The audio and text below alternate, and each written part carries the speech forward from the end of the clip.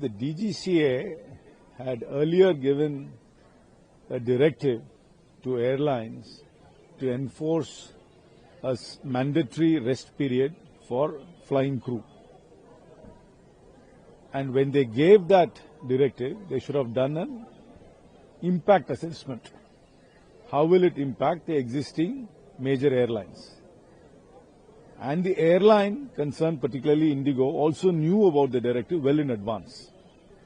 So this is a failure on part of the DGCA and the airline in not complying with the directive which was issued. And now, when the crisis has become so severe and it is affecting lakhs of passengers all over India who have been stranded and who have been left in the lurch, the DGCA has done a U-turn.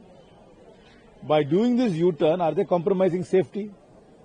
Why did they not enforce this directive well in time? Why did the airline not build capacity to meet with the directive? So there are many questions which need to be answered. So by merely withdrawing the directive and letting the airline go back to status quo, where they can deploy their personnel into the old regime, is not solving the problem. The answers have to come from the DGCA, from the minister and from the airline, and what penalties are going to be levied on the airline for the hardship caused to all the lakhs of people all over India in the last few days. The economic loss, the mental distress, how are they going to compensate for it? We have been hearing very sad stories of people having to postpone their weddings because they are not able to reach their venue of the wedding. So this is really has caused great disarray to lakhs of people. And somebody must be held responsible. Agencies have to be held responsible.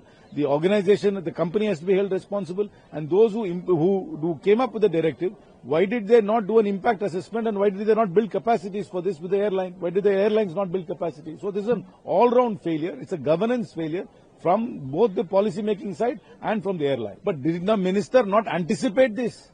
When the directive was given, there are only two major airlines in India. Did the minister not anticipate this? This clearly shows the disconnect between their policy and what is happening on the ground. This is exactly like that the other app which they wanted to first make it mandatory. Then after they saw the outcry, they withdrew it. So when they gave this out, did the airlines not accept it? Or did the airlines not have the capacity to implement it? If the airlines had problems in implementing it, did they not tell the government that they need more time? Or did the government not do an impact assessment? So this is a total governance failure on behalf of the ministry and on behalf of the DGCA, and definitely the company is also to be blamed.